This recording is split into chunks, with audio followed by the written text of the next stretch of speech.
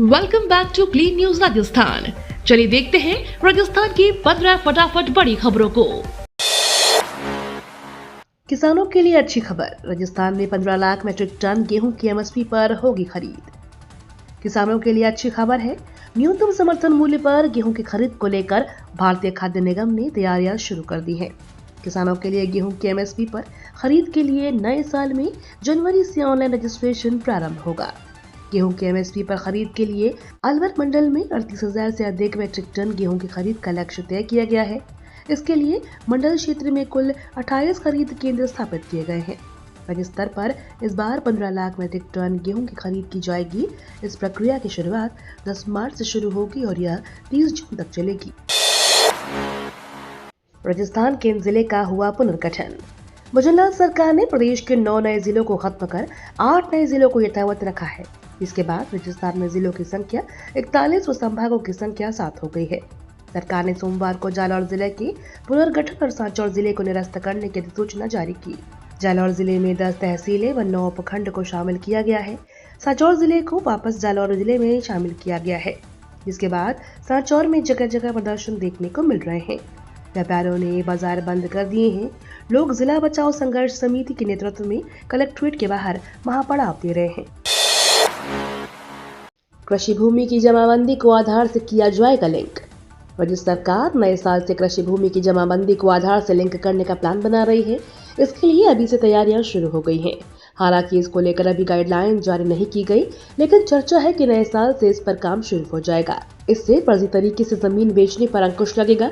बताया जा रहा है कि पहले चरण में पटवारियों को प्रशिक्षण दिया जाएगा। चालान ही नहीं, गाड़ी भी होगी जब्त।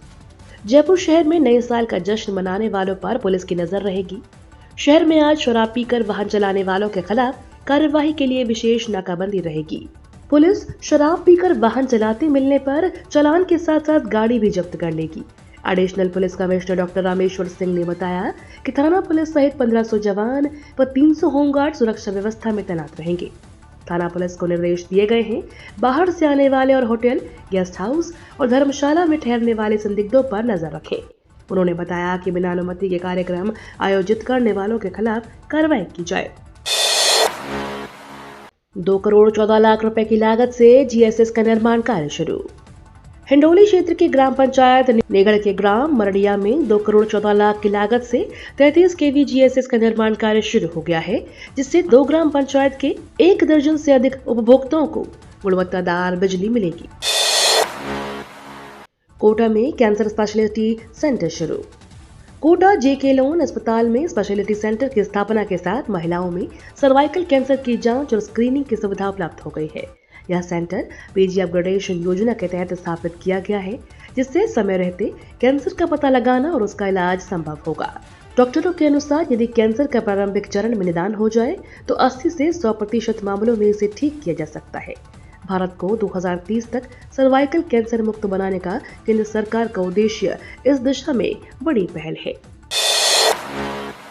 राजस्थान में तबादलों से प्रतिबंध हटा, अब सरकारी कर्मचारियों के हो सकेंगे ट्रांसफर। इस वक्त की सबसे बड़ी खबर सामने आई है।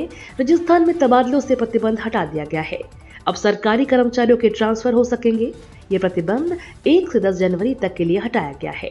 जानकारों के मुताबिक शिक्षा विभाग को छोड़कर अन्य सभी सरकारी विभागों में अब ट्रांसफर हो सकेंगे। अब रद्द हुए 9 जिलों में नहीं होगी रीट परीक्षा। राजस्थान में नए बने 9 जिले निरस्त होने के बाद अब राजस्थान माध्यमिक शिक्षा बोर्ड ने इन जिलों में रीट परीक्षा 2024 के परीक्षा केंद्र नहीं बनाने का निर्णय लिया है। रीट की नोडल एजेंसी इस बार माध्यमिक शिक्षा बोर्ड है।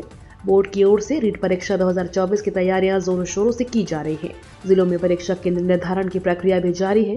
राजस्थान माध्यमिक शिक्षा बोर्ड के सचिव और रीट परीक्षा समन्वयक कैलाश चंद्र शर्मा ने बताया कि अब 41 जिलों के अनुसार ही रीट परीक्षा का आयोजन किया जाएगा। रीट परीक्षा के आवेदन पत्रों में जिलों की संख्या में भी संशोधित किया जाएगा। नए साल के पहले दिन बंद रहेगा सरिस्का, पर्यटक नहीं कर सकेंगे बाघों का दीदार। न्यू ईयर सेलिब्रेशन के दौरान टाइगर का दीदार करना पर्यटकों का प्रमुख आकर्षण रहा है। पर्यटक इसका इंतजार भी करते हैं, लेकिन इस बार सरिस्का में 2025 का जश्न बाघ का दर्शन से नहीं हो सकेगा। कारण है कि राष्ट्रीय बाघ संरक्षण प्राधिकरण के आदेशानुसार टाइगर रिजर्व में हर बुधवार को सफारी का अवकाश रखने के नियम है और इस बार नए साल की शुरुआत बुधवार को हो रही है। ऐसे में नए साल के पहले ही दिन सरिस्का में सफारी का अवकाश रहेगा, यानी पहले दिन पर्यटक सफारी का आनंद नहीं ले पाएंगे। 3 से 4 दिन बारिश की वजह से राजस्थान में होगा गलन का एहसास। राजस्थान में ठंड बढ़ने से लोगों की कंपकपी छूट रही है। लोग ठंड से बचने के लिए सिगड़ी का सहारा ले रहे हैं। राजस्थान में आने वाले दिनों में और ज्यादा कड़ाके की सर्दी पड़ सकती है। मौसम विभाग की माने तो राजस्थान में कुछ इलाकों में 31 दिसंबर से अगले 3 से 4 दिनों में हल्की से मध्यम बारिश होने की संभावना है। इसके अलावा ज्यादातर इलाकों में सुबह के समय घना कोहरा छाया रह सकता है। एसआई भर्ती रद्द करना सीएम के हाथ में। राजस्थान में एसआई भर्ती को लेकर मचे विवाद के बीच राज्यसभा सांसद किरोड़ी लाल मीणा ने एक बार फिर बड़ा बयान दिया है। उन्होंने कहा कि एसआई भर्ती प्रक्रिया को रद्द करने का अंतिम निर्णय अब मुख्यमंत्री भजनलाल शर्मा के हाथों में है। उन्होंने कहा कि एसओजी ने जांच के बाद भर्ती रद्द करने की सिफारिश की है। पुलिस हेडक्वार्टर और एडवोकेट जनरल ने भी भर्ती रद्द करने की सलाह दी है। अब यह देखना होगा कि मुख्यमंत्री क्या निर्णय लेते हैं।